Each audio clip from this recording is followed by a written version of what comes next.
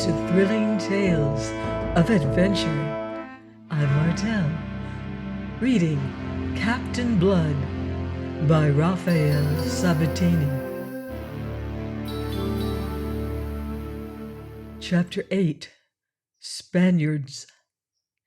The stately ship that had been allowed to sail so leisurely into Carlisle Bay under her false colors was a Spanish privateer, coming to pay off some of the heavy debt piled up by the predacious brethren of the coast, and the recent defeat by the Pride of Devon of 2 treasure galleons bound for Cadiz. It happened that the galleon which escaped, in a more or less crippled condition, was commanded by Don Diego de Espinosa y Valdez, who was own brother to the Spanish admiral, Don Miguel de Espinosa, and who is also a very hasty, proud, and hot-tempered gentleman. Galled by his defeat, and choosing to forget that his own conduct had invited it, he had sworn to teach the English a sharp lesson which they should remember. He would take a leaf out of the book of Morgan and those other robbers of the sea, and make a punitive raid upon an English settlement. Unfortunately for himself and for many others, his brother, the admiral, was not at hand to restrain him, when for this purpose he fitted out the Cinco Lagos at San Juan de Puerto Rico. He chose for his objective the island of Barbados, whose natural strength was apt to render her defenders careless. He chose it also because thither had the Pride of Devon been tracked by his scouts, and he desired a measure of poetic justice to invest his vengeance. And he chose a moment when there were no ships of war at anchor in Carlisle Bay. He had succeeded so well in his intentions that he had aroused no suspicion until he saluted the fort at short range with a broadside of 20 guns. And now the 4 gaping watchers and the stockade on the headland beheld the great ship creep forward under the rising cloud of smoke, her mainsail unfurled to increase her steering way, and go about close-hauled to bring her larboard guns to bear upon the unready fort. With the crashing roar of that second broadside, Colonel Bishop awoke from stupefaction to a recollection of where his duty lay. In the town below, the drums were beating frantically, and a trumpet was bleating, as if the peril needed further advertising. As commander of the Barbados militia, the palace of Colonel Bishop was at the head of his scanty troops, in that fort which the Spanish guns were pounding into rubble. Remembering it, he went off at the double, despite his bulk and the heat, his negroes trotting after him. Mr. Blood turned to Jeremy Pitt. He laughed grimly. "Now that," said he, "is what I call a timely interruption. Though what'll come of it," he added as an afterthought, "the devil himself knows." As a third broadside was thundering forth, he picked up the palmetto leaf and carefully replaced it on the back of his fellow slave. And then into the stockade, panting and sweating, came Kent, followed by best part of a score of plantation workers, some of whom were black and all of whom were in a state of panic. He led them into the low white house, to bring them forth again within a moment, as it seemed, armed now with muskets and hangers, some of them equipped with bandoliers.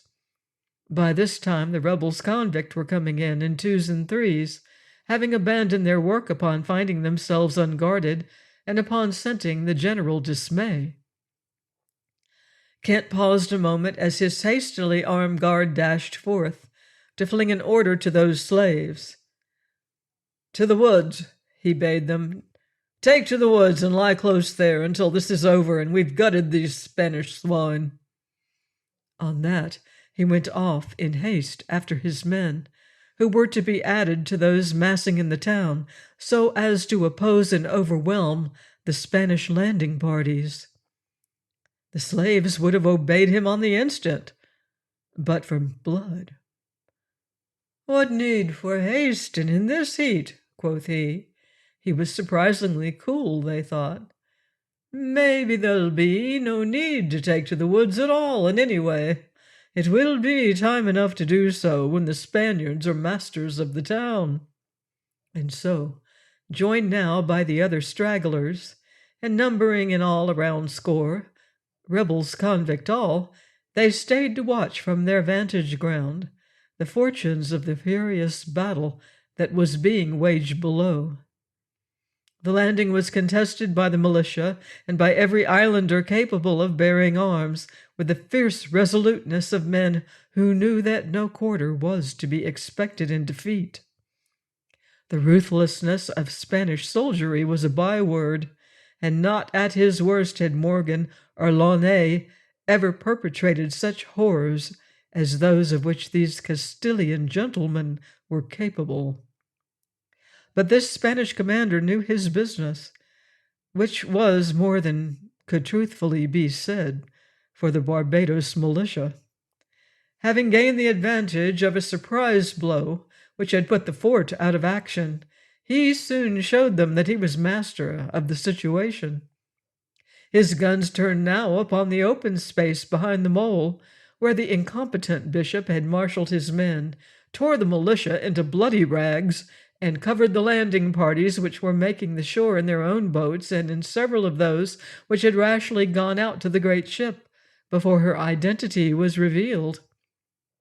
All through the scorching afternoon the battle went on, the rattle and crack of musketry penetrating ever deeper into the town to show that the defenders were being driven steadily back. By sunset 250 Spaniards were masters of Bridgetown. The islanders were disarmed, and at Government House Governor Steed, his gout forgotten in his panic, supported by Colonel Bishop and some lesser officers, was being informed by Don Diego with an urbanity that was itself a mockery of the sum that would be required in ransom. For 100,000 pieces of eight and 50 head of cattle, Don Diego would forbear from reducing the place to ashes.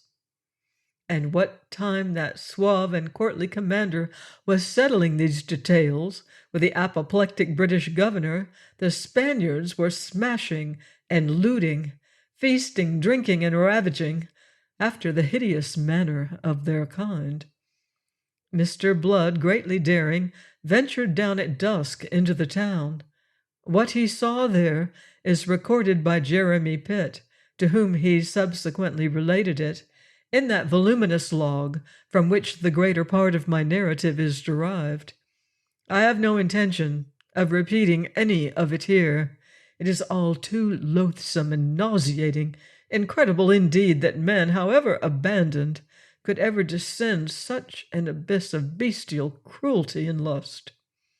What he saw was fetching him in haste and white-faced out of that hell again, when in a narrow street a girl hurtled into him wild-eyed, her unbound hair streaming behind her as she ran.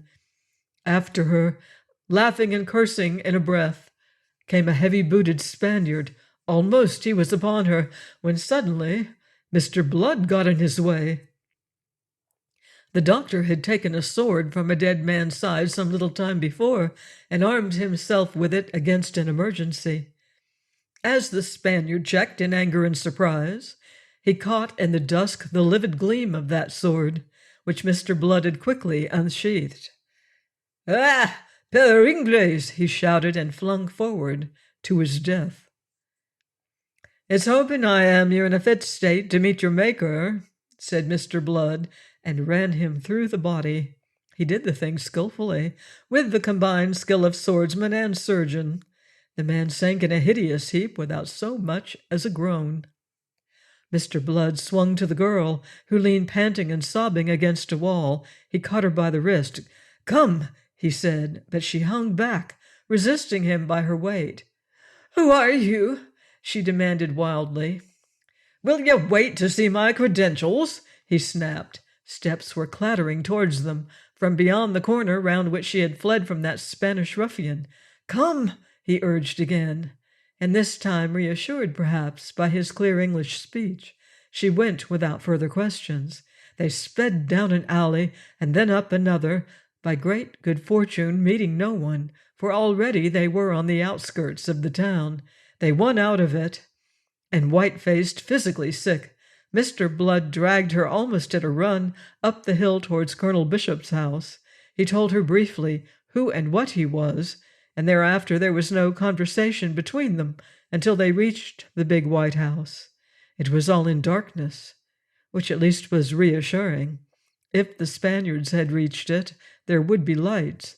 He knocked, but had to knock again and yet again before he was answered. Then it was by a voice from a window above. "Who is there?" The voice was Miss Bishop's, a little tremulous, but unmistakably her own.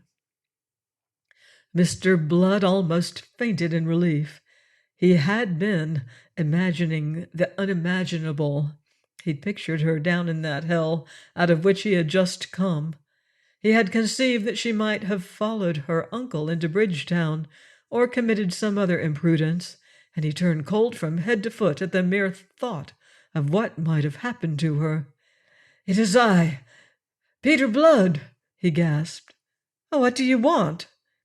It is doubtful whether she would have come down to open, for at such a time as this it was no more than likely that the wretched plantation slaves might be in revolt and prove as great a danger as the Spaniards. But at the sound of her voice, the girl Mr. Blood had rescued peered up through the gloom. "Arabella," she called, "it is I, Mary Trail." "Mary?" The voice seized above on that exclamation. The head was withdrawn. After a brief pause, the door gaped wide. Beyond it, in the wide hall, stood Miss Arabella, a slim, virginal figure in white, mysteriously revealed in the gleam of a single candle which she carried. Mr. Blood strode in, followed by his distraught companion, who, falling upon Arabella's slender bosom, surrendered herself to a passion of tears. But he wasted no time. "Whom have you here with you? What servants?" he demanded sharply. The only male was James, an old Negro groom. "The very man," said Blood. "Bid him get out horses, then away with you to Spatestown, or even farther north, where you will be safe. Here you are in danger, dreadful danger." "But I thought the fighting was over," she was beginning, pale and startled. "So it is, but the deviltry's only beginning. Miss Trail will tell you as you go. In God's name, madam, take my word for it, and do as I bid you." He saved me," sobbed Miss Trail. "Saved you?" Miss Bishop was aghast. "Saved you from what, Mary?" "Let that wait," snapped Mr. Blood almost angrily. "You've all the night for chattering. When you're out of this and away beyond their reach, will you please call James and do as I say, and at once?" "You're very peremptory." "Oh, my God! I am peremptory? Speak, Miss Trail. Tell her whether I've cause to be peremptory." Yes, the girl cried, shuddering. "Do as he says. Oh, for pity's sake, Arabella." Miss Bishop went off, leaving Mr. Blood and Miss Trail alone again. "I shall never forget what you did, sir," said she through her diminishing tears. She was a slight wisp of a girl, a child, no more. "I've done better things in my time. That's why I'm here," said Mr. Blood, whose mood seemed to be snappy. She didn't pretend to understand him, and she didn't make the attempt. Did you kill him?" she asked fearfully. He stared at her in the flickering candlelight. "I hope so. It is very probable, and it doesn't matter at all," he said. "What matters is that this fellow James should fetch the horses." And he was stamping off to accelerate these preparations for departure when her voice arrested him. Don't leave me here alone," she cried in terror. He paused, he turned and came slowly back. Standing above her, he smiled upon her. There, you've no cause for alarm. It's all over now. You'll soon be away to Spatestown, where you'll be quite safe."